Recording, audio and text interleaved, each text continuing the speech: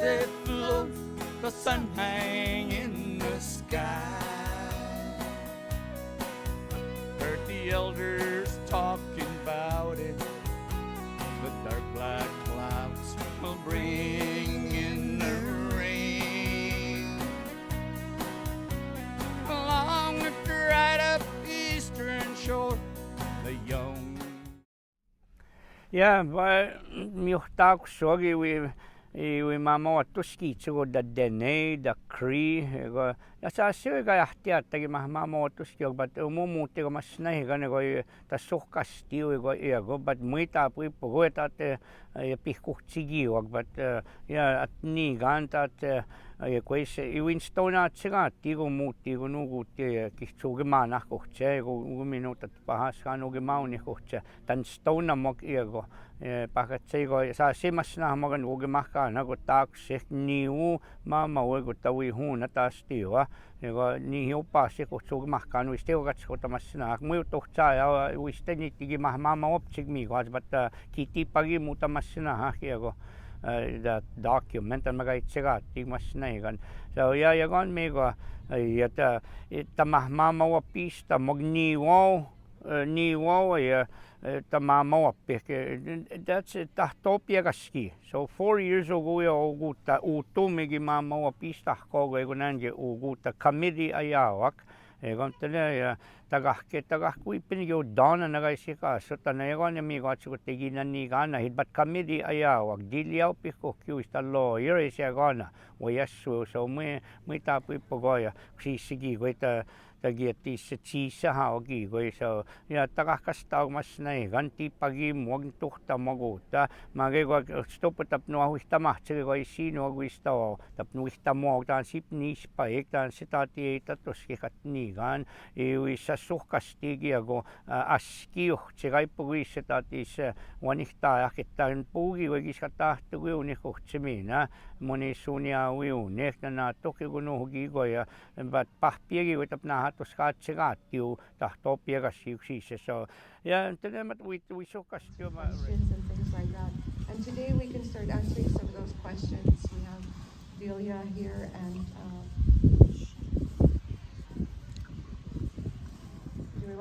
that's what the program is called, and the way that Delia has explained it to make me understand is the federal government, the Trudeau government has said, okay, you guys are criticizing us about the Indian Act. What do you want? How do you want us to govern you? If we get rid of the Indian Act, what are the rules? And so they started this program so that we could rebuild our nation, and then we can show them, okay, this is our rules, and this is how we would like to be governed. So that's the project we're working on. We're trying to unify the Treaty 10 First Nations. And we're dealing with the chiefs and the leadership. We have a limited amount of funds, so we try to do what we can. We've had maybe 2 meetings a year with the leadership, and for the past 3 years. This past year, though, we had June, December, and April. We had meetings, and now this one. So we're kind of picking up a little bit. We're hoping that in the next year or so we would be able to move into a different kind of funding that actually moves us a little bit closer to our goals, where we would be sitting down at the discussion tables with the government and negotiating Treaty 10's position. That's called the RIRSD tables, the recognition of Indigenous rights to self-determination. So basically, we would determine our own lives, our own future. So that's kind of really simple, basic what our program is about. And like I said, we've been working hard, and it's a lot of behind-the-scenes work, a lot of administration, a lot of research, a lot of calling the chiefs, and they're so busy, and I'm sure you guys know how hard it is to get a hold of your one chief. Try getting a hold of 7 of them and trying to get them all together in one place at one time. So it can be really challenging. But we're getting there. They're all aware of us, that they're all most of them are still very supportive of us, and a couple of them are still kind of like, okay, what are you doing? So we still have a lot of work to do.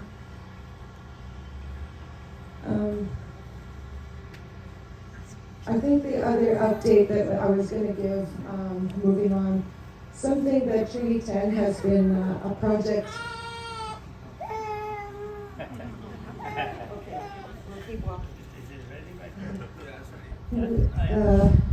Yeah, we'll show the video now. And then so Rosalie is our East Side Executive Director, and she's been working with the East Side communities, and one of their biggest priorities right now is their cows and plows thing. Thank you. Next question is, when are we going to get our money? We get that a lot. As soon as we say we're at a meeting, we get that question. I started about 19 months ago and got gears rolling and contacting our East Side chiefs. And I want to thank Roy Biggity, because he's the one who's instrumental in getting things going and talking. I think we started talking about 6 months ago. So our history is combined together. Hatchet Lake, Northlands, which is Lac Brochet, Barren Lands is Brochet, Wollaston Lake. At one time, we were a community together. So in the treaty process, the treaty was signed in 1907, August 22nd, in Brochet, and that rock is still there. So we want to, at some point, go together and commemorate our treaty signing together. In the early 30s, Hatchet Lake kind of moved away for fishing and ended up on Wollaston Lake. Someone, I think it was our elder Joe Hayslip, who said in the 70s, the Lac Brochet people moved to where they are today. However, we're still close in terms of visiting each other and being together. So technically our history is the same, but it would be the current history we're going to look for. So with that, it's so new for Northlands and Barren Lands, Brochet and Lac Brochet, that their heads are still spinning. So I want to, and there's always talk about consultation, right? We need to talk to our people, so they want to know what's going on with the Treaty 10, cows and plows, what's going on. So I've done research with the elders, and I have tremendous research that came out of it. It's just so awesome. So it's so key that we talk to elders who have living memories about their version of treaty that is told. So some of the things that came out was one elder who's 90, I think, is still alive. He makes those paddles. Wilson, he talked about how when the great or the mighty Dene would come in, and where other people would come in, and people from, and this is years ago, and this is all by a dog team. He talked about the specific locations where the buildings are done now. So, and just talking about his friends were Dene. In the early, my late parents were born there, so all the elders who are in their 80s or 90s all speak Cree and Dene. So that was their way of communication. And I found that it really helps me with my research, thinking deeper into, okay, this treaty and what they want out of it. We still have a huge role ahead of us, and thank you to Josephine, who's our lawyer, and she came all the way from Toronto. This morning, while I was talking to my Brochet relatives, I ended up speaking to this young lady, and really articulate, and said, we have to involve the youth, we have to involve the women, we have to involve everyone. And the goal of the chiefs from the East Side, I call them my 3 East Side chiefs, is that every member in their community, child, must know about the treaties. And that's the goal we're going to work towards, because it's so important. treaty isn't about only elders coming together and talking. Treaty is about the land users. Treaties is about the young people who should know, the treaties that were made. So, I thought someone was waving at me, sorry. So, it's been about a year of collecting data and putting it together. We'll be still working on it. So I really want to say thank you to Hatchet Lake and Northlands Band and Bearlands, where they appreciate the work that I do with them, and have along the way developed lots of friendships and learning more history of our community. So it's still a process. I mean, and a great team to work with. You have dedicated lawyers who work with us. So, and then it really helps, because even some of the terminology, we learn from them and they learn from us, and we teach them about protocols in your community.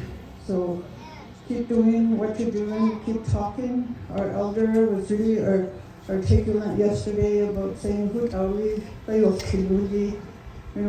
talking and start taking action. That declaration that was signed yesterday is a living document. It can change. It's not set in stone. And I really agree with that. As a researcher and educator, I've been in education for many, many years. I really believe, this is a moment yesterday when the document is signed that we are really going to move forward. But we need you. We need your voice. We need the good voices of your history and where we are as Denison and Cree people. So that's the role that I play with Treaty and the East Side. I work with the East Side, the wise men of the East. Thank you.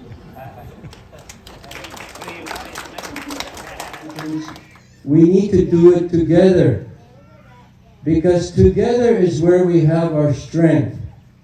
That is where we can get ideas together.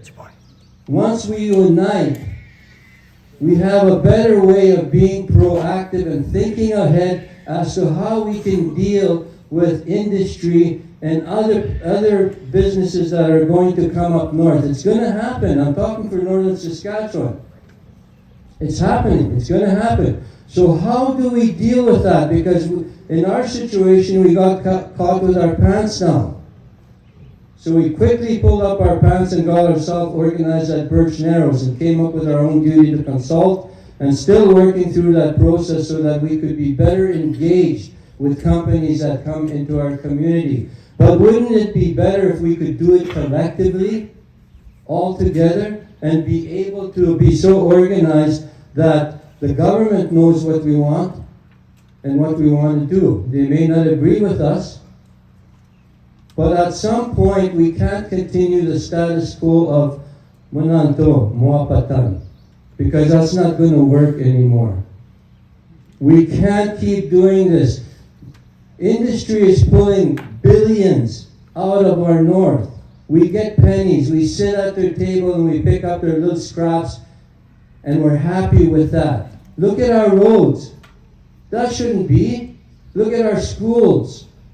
We should be having nice hospitals and doctors in each of these communities. And how do we do that? There was a guy from, an activist from BC, his name was Arthur Manuel. One of the things he always said was that, how can we thrive, let alone survive, when 99.8% of the landmass is owned by others and we only have 0.2%? Without any connection to the land and everything around, I mean, we need to organize ourselves, because if we don't want industry or any development in certain areas, we should be able to say that. I always question, why is there 220,000 square kilometers of land in Saskatchewan and into Manitoba and Alberta that's defined as Treaty 10? What's the purpose of that? There has to be some validity to our connection to this land.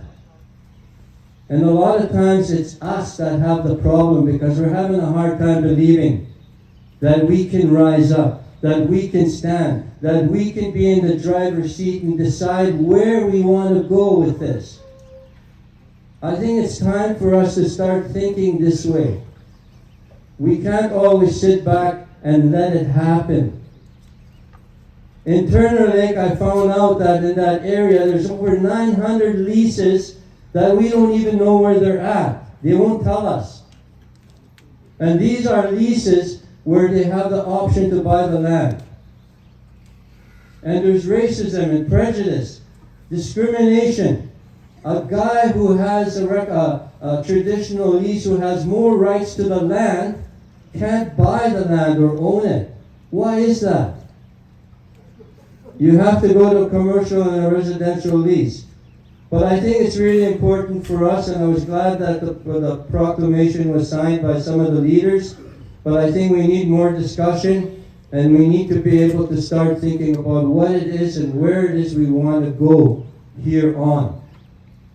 Because we need to do this collectively, and when I think collectively, I'm not only thinking about Treaty 10-2, because we still have our Métis brothers too. They're part of this too. So how do we work through all of this stuff? There's a lot on our plate, and the work has to begin somewhere. But I agree. I mean, I heard about Joe's fiery speech yesterday, and I kind of expected that because I know his vision, I know his passion, I know how he feels about these issues. So for me, I want a better future for my grandchildren where they're going to thrive. Enough of just surviving. We should be able to decide how it is we want to do this. Sorry I kept you long, but I really wanted to share this with you. Take the message back to your leaders. Take the message back to your people. And the lady is right. We need to get our young people involved in this, because who is going to carry the torch? It's going to be them. We have to pass that vision on to them. If we don't, they're not going to get it anywhere else. The vision they're going to get from the outside is not the one we want, because that's been forced upon us for so long that we even have a hard time wondering where we're going and what we're doing, who we are and what we are. There's so much right now that's in jeopardy with who we are as a people. And it's so important, because you look at a lot of the issues in our community, who's winning? We have to stop that. It's time for our people to rise and start thinking and start talking. Just like the old days, people sat around in the homes, they sat around the fires, they talked about these things to catch the vision. And that vision is really important as to where we want to go down the road. There again, I keep on talking, so I want to shut up right there. Thank you.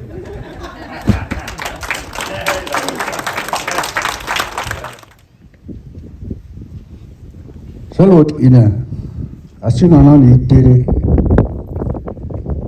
ya ni nare hil ya duesuta ya nare atarit irwalaita. This document is not a provincial document. It's not a federal document. It's not the Crown's document. It's our document. They can't dictate to us how we put the document together. It's our document. It doesn't belong to anybody else. It belongs to the Dene Nation and the Cree Nation. So that we can start talking self-determination, self-government, and so forth. We're not asking Canada to agree, or the province to agree. What we're saying is, here's a plan that we're going to use. This is a plan that we'll use moving forward. One issue at a time. One issue at a time.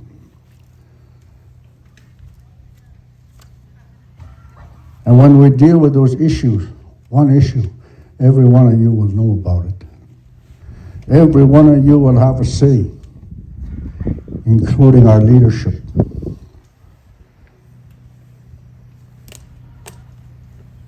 We were self-governing at one time. The inherent right that we inherit from the Great Spirit, our languages, our culture, our traditions, the land.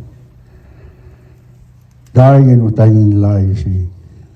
The Great Spirit gave us that. No constitution or no white man can take that away from me. They tried for how many years? They tried to assimilate us under the Indian Act. And we're still worried about that? Let's be honest. Wake up. Smell the coffee, you guys. Let's not worry about the Indian Act. We want to amend that damn thing, throw it away. We want to develop our own Indian Act right here.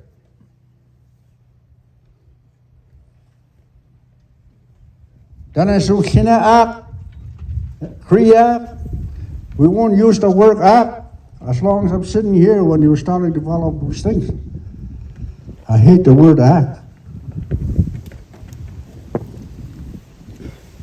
So in moving forward, it's good to hear from your people. But I don't want to hear, I may not want to hear, but I don't want to hear about what the other party's thinking. The Crown or the province. This is ours. Ours. We did something. We're doing something. We're going to do something. Dene and Cree are going to do something. That's what our mentality should be. Never mind what the government is going to do. Put them aside for now. They can't do anything to us. They've done everything. Even if we structure our own governance body, they have a fiduciary obligation under those treaties to make sure they fund everything that we do. They have a fiduciary obligation. And I'll make sure, as long as I'm spokesman, I'll hold them to that. The fiduciary obligation. It's time to reconcile. I heard my chief say that this morning. Time for them to reconcile with us, and we will reconcile with them. We have the United Declaration in front of us. We can use those points as well on self-determination. It's time that they sit across from us. That's what the treaty should have been. The way it should have been done is sit across from us. We make decisions together. That's what partnership is all about. That's the way it should have been. Not the Natural Resource Transfer Act, a legal document. When us first people of this country were not even consulted about that Natural Resource Transfer Act.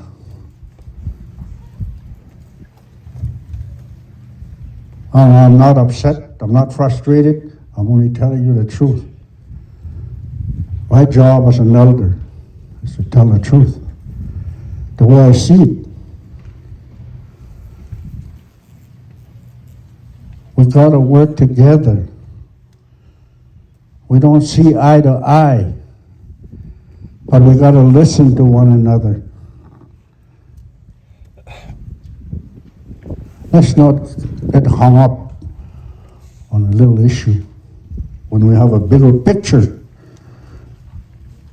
from north end of Saskatchewan to north end of Manitoba. Our ancestral lands, where we can make decisions, where we can implement our laws. This may take years. It may take 30, 40 years if it has to. But in the last 100 years, where did we go? What has the government given us? Nothing. Nothing. They haven't given us anything. They have taken. They give us contribution agreements for our leadership to sign every fiscal year. Contribution agreement for little programs. Not even enough to educate our people, our younger generation. Not even enough to send them to university. They let them fight over who's going to go, who's not going to go, to get that proper education. That's not what treaties is about. If we shared those resources the way it should be, we wouldn't think twice about putting our kids in university, become doctors, lawyers. This is what we're faced with every day. This convention is not going to change that overnight. Some of you young people that are here, maybe you get old and gray like I am. Maybe you would take a few steps by then.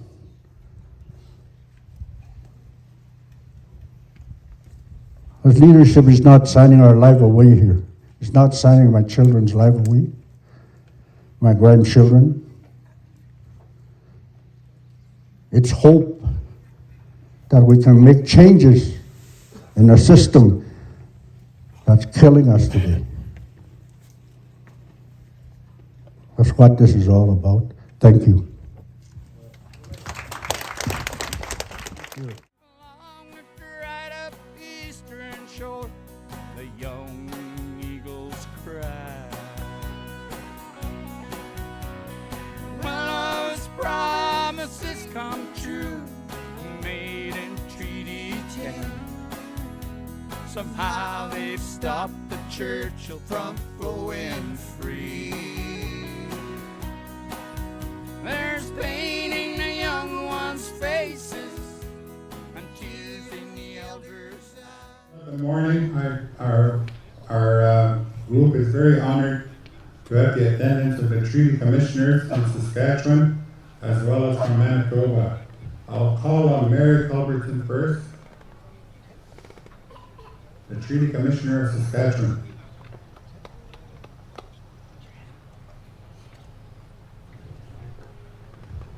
Good morning.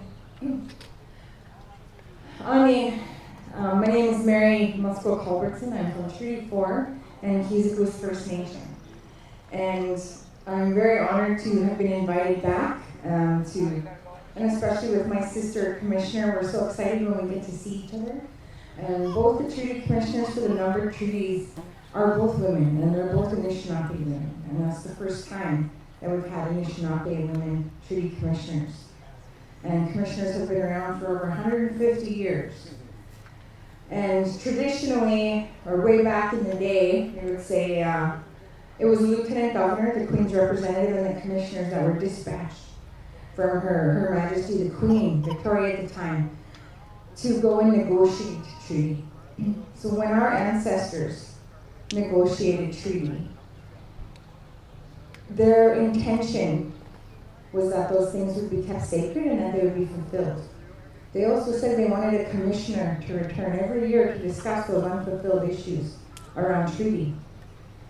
And commissioners were disbanded about 1928 or so, and then it was became an Indian agent type role. And we've all heard those stories in our communities about how Indian agents ruled people's lives. They assisted in the taking of children into residential schools. They made sure to implement the Indian Act, and some of them were very cruel people. And as modern day type treaty commissioners, it was 1989 when our commission was reborn, right? And it was to settle the treaty land entitlement outstanding issues. And English River is one of those treaty land entitlement bands. I think probably one of the biggest land entitlement was they didn't get that at the beginning, right? And they were promised, and they didn't get that land. And then of course we have the coming of the provinces being created that put divisions in between our treaty territories. Right? So me and my sister commissioner work together so we take away those provincial boundaries, and yes, we still have those there, but those boundaries weren't there when our ancestors entered into treaty. So when you see so many different treaty territories and nations struggling for unity, it's beautiful to see every year when we get to come back that Treaty 10 is unified. You have a common goal that you want to govern yourselves under your own laws and outside of that Indian Act that was imposed in 1876. And we don't see that in other places. Right? Treaty 5 is doing that work. Treaty 2 is doing that work. But you don't see that in a lot of other places. And Treaty 6, as it's one of the biggest territories between these provinces, and I can tell you, the discussions can't even happen because there's people or nations in there who think they can renegotiate treaty. And they need to have education, they need to have elders' guidance. And the action isn't there. And here, I get to see action. You have a document that you want to guide you. You have your chiefs unified. You have this vast territory, and you're taking away the provincial boundaries and working together. And that's how to move forward, right? And like Elder Joe had said, you didn't want to see anymore just talk, come back, talk again next year. You want to see action. And I think in this generation, us doing the work here, we're building after that next generation that there's going to be action. You'll see tangible results. You'll see tangible things happen. Because it does take unity. And I know as modern day commissioners, we don't have those same powers of back in the 20s and when they were negotiating treaty.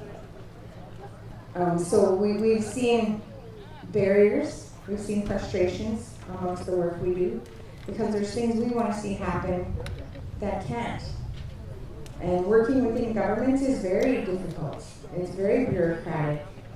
It's like, oh no, I can't talk about this one. We have to go get that department. Well, we can't talk with them, so we have to get this department. So it's a very bureaucratic when the decision makers need to be at the table on what implementation looks like. Right? And I know we have, our groups like Treaties 1 to 11, but those aren't our elected leaders either. And whether or not people like it or not, and they can call our chiefs Indian Act chiefs and whatnot all they like, but the fact is our chiefs are elected by our majority of our people, and we have to respect that. Right? And so when they go around causing divisions, saying, oh, it's an Indian Act chief, and making those statements, that doesn't get us anywhere. Because it's our chiefs who are elected right now who are doing the work in our communities, who have to deal with the deaths in our communities, like our own community's mourning here, the loss of 3 young children. And as a step-parent who's lost a child, I can't imagine the grief that's going on there right now. And that's what our chiefs have to deal with. They have to deal with those everyday issues in their nations.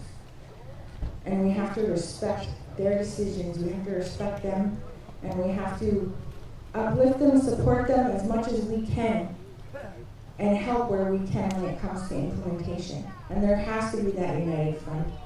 The division between territories is never going to move forward together unless that legitimacy and that honor is given to our leadership who are elected.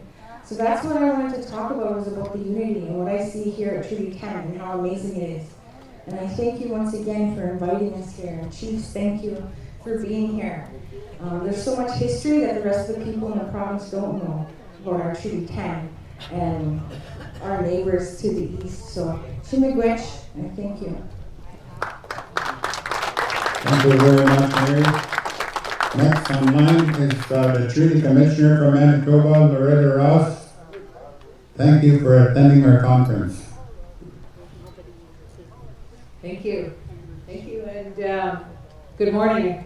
It's 10 minutes or so to 12, so I'll take you to the noon hour. No, just kidding. I'm not going to talk that long. Bonjour, Anin, Dinaway Magnatuk. I want to greet you, my relatives in my language, Anishinaabe language. Well, only that I've thought about it. I don't get involved in too many of those kinds of discussions that tend to become political, if you will.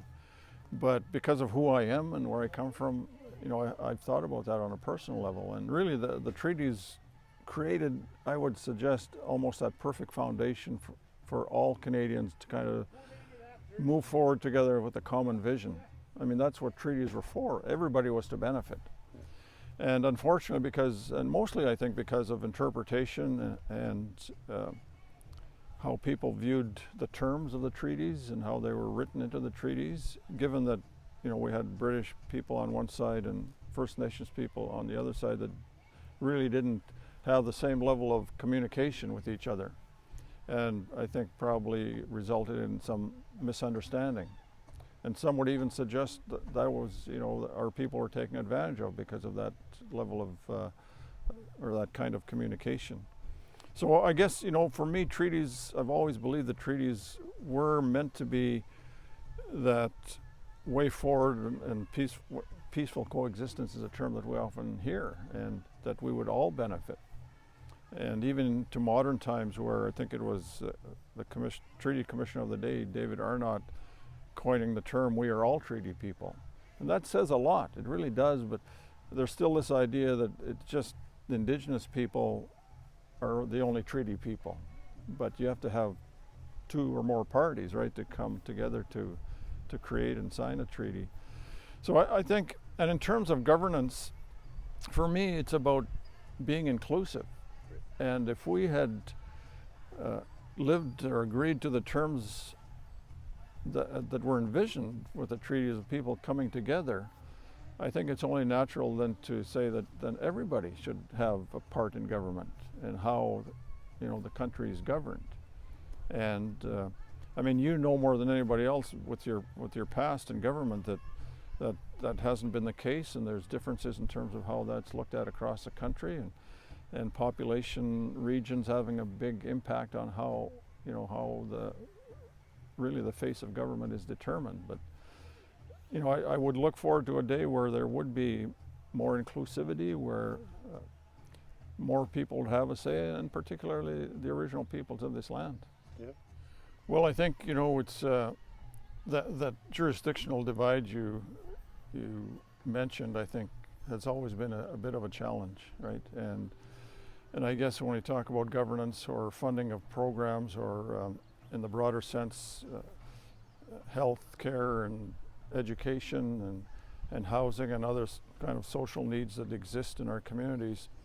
You know, what I heard even this morning from the elder here in his opening comments was that we need to control that as Indigenous people. And to your question, is there an opportunity based on unique needs, whether it's social needs, environmental needs, community needs? We have to agree on the differences that do exist, and should that drive a different form of governance for a group of people?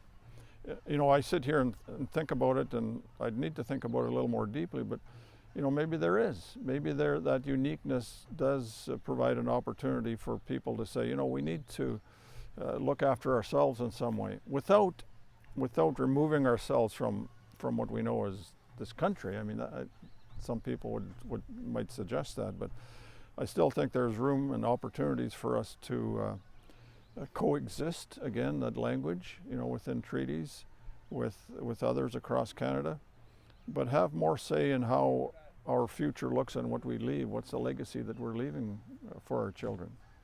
You know, again, going back to what elders talk about, and even this morning, about culture and language and maintaining those that make us who we are. And that's such an important part of who we are as individuals, and we shouldn't ever contemplate losing those aspects of us that make us unique. Does that then move to a different form of governance? You know, I don't know, and I'm being very honest with you. Would that work, given not only provincial jurisdictional challenges that have always existed, but even within our tribal councils, our own First Nations and Indigenous communities, there's different perspectives that have to be considered. So it's worth, I think, looking at, but I think it would be very complex. I guess agreeing with you in terms of youth, a generation of youth that seem lost, right? They're looking for some ways to contribute to their communities, and you know, part of that, the reasoning behind that, without getting too much into it, to set up, I guess, my answer is, you know, having to live under the thumb really of the federal government when we talk about First Nations people specifically, and the Indian Act and residential schools, all of those things that have contributed to, I think, young people particularly not knowing their way or losing their way. And so I saw the results of that within the RCMP and, you know, the communities that I worked in, and the resulting kind of social problems that existed and still do. As you said, you know, the drug problem, horrible things happening even in my hometown of La Ronge here recently, you know, shooting right in the broad daylight. And so anyway, all to say that I'm agreeing in terms of those social challenges that exist and those other historical reasons that have prevented our people from flourishing and from being who they need to be within our communities and across the country. And part of that is being able to contribute in a way that is meaningful not only to your community but to you as an individual. You have to believe that you can contribute in some way to your community. Is it a formal structure like you're suggesting, like something similar to the Rangers that are in the north here, northern Saskatchewan, or something else? But I think there's merit to bringing people together under an organized structure. I've really always been a big fan of the cadet programs in general because of the opportunities they provide young people, but also the development of their leadership skills, their confidence, their ability to think more broadly and to think in a really organized way, in a structured way. And I think that's what is needed when we have crises, right? People that can think that way and more strategically and more systematically to situations that arise in our communities. And I've just seen so many young people that have done so well when sometime early in their lives they've been involved in some kind of program like the cadets. The Bold Eagle program is one, I think it's year 33 this year, and that was initially just unique to Saskatchewan compared to the rest of the country. And what amazing people that have come out of that program. It just, and we've had the opportunity to go to the graduation in Wainwright, and just amazing to watch the pride in these young people's faces when they graduate and march out on the parade square. But that's just the foundation, right, that's been provided to them, and then they can step out of that then and do whatever they need to do in their lives. But there's merit to thinking about, you know, having a more organized approach to and capacity building, I guess that's the word, right, within our communities to respond to these crises that will no doubt continue. I mean, I think everybody's in agreement with that, but we don't necessarily always have that capacity to respond as quickly and with the resources that we need to deal with it. I think the north the uniqueness is there, but as you see, the Saskatchewan flag is half green and half yellow, but the development side, the capacity building is the missing part. That's the challenge. And you see to the south the amount of money and organization going to rural municipalities. You have in the north we have fur blocks that don't get no support from the province. And we want power to our cabins. We want roads that are maintained for year-round seasonal access from wild rice to trapping needs. I guess that's the reconciliation of this province as well, is infrastructure development. Like we've had programs for roads to resources. Well, there's people up here. Yeah. You know, we have a 50-mile stretch connecting La Ronge to the Hanson Lake Road. That doesn't make sense because it all roads lead south. Right. There's no east-west. The original highway system was east-west, Churchill River. So infrastructure-wise, I guess you've seen the north develop, and a few years ago we had a Northern Municipal Council that was on its way to become a regional government.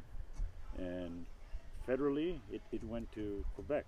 The Inuit of Northern Quebec created Nunavik, regional government, and recently James Bay Agreement. So I'm bringing it back around. Is that something that we should be revisiting as a common focus, is maybe a regional governance or a territorial governance in Treaty 10, Treaty 6, Treaty 5, Treaty 8 territory in the north? The NAD district is kind of unique that way. But I think we got our work cut out for us. As you see, the south has got network of highways, natural gas is brought to every farm. You know, let's plan for the north. Maybe this is the gathering. You've heard the words this morning. So just your reflection of what's happening here. And well, I think, you know, what I heard this morning, but it reinforces, I guess, to a certain extent, what I've seen and experienced and what I believe, and that's the north is an important part of this province, and northern Canada is, you know, critical to the social and economic well-being of the entire country. There's absolutely no doubt about that. And I think what I've seen and what I hear throughout northern communities is they feel excluded from decision making and excluded from development and not benefiting, and that's well documented, whether, you know, in literature or people expressing that, leadership expressing that, and we've got to, when we talk about reconciliation, we've got to find a way of bringing those thoughts and the way of thinking together, and through that kind of coming together, what is the best way forward? And as with anything in a democratic country, at the end of the day, the people need to decide, you know, what's best for them. And but challenging because we're so established in the current parliamentary democracy that we live in. But that also suggests that there's opportunities to talk about different ways, right? And so, yeah, I think at the end of the day, people will have to decide, you know, what's the best path forward. Tambanal yesi nuits ediha unadwa nuas canon chu unave nuhare naja iku dezu helinu si don chanane yelu si eyiha nuits ediha. He stood there saying a prayer. Kisemanto, I hope I'm doing right. Joseph Gunn stood behind the man, a feather in his hand. Then he slowly signed his name. William Appice. Hope the waters flow forever through this sacred land. He had tears in his eyes. His heart was breaking for the Opachuanak Dene. How long will this nether float, the sun hang in the sky? Heard the elders talking about it. The dark black clouds will bring in the rain. Along the dried up eastern shore, the young eagles cry. Well, those promises come true, made in Treaty 10. Somehow they've stopped the Churchill from flowing free.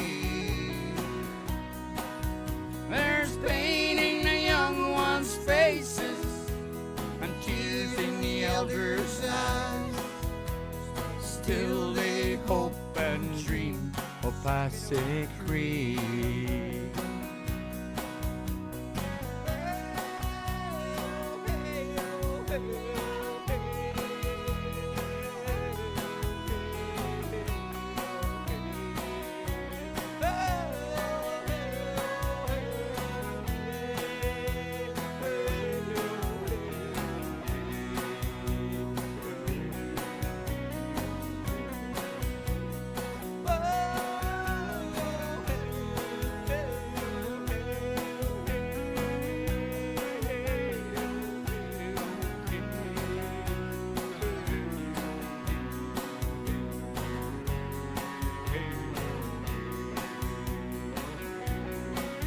There's been changes through the years, Mississippi, it's been slowing down.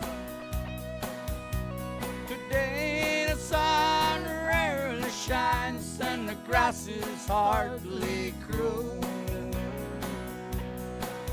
Can you hear mother crying?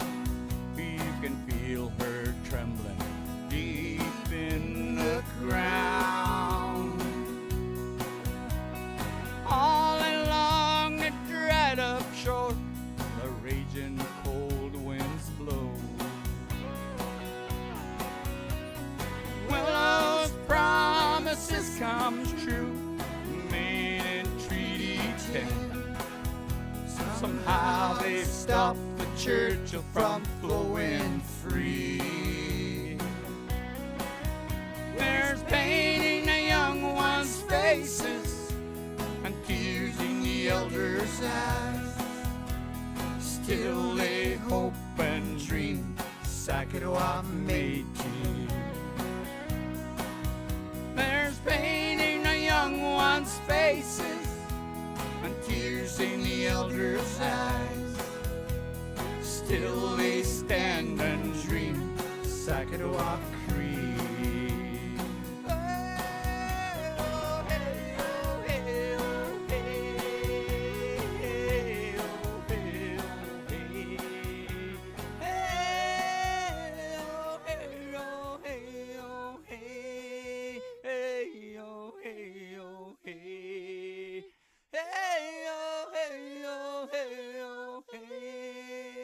Hey, oh, hey, oh, hey.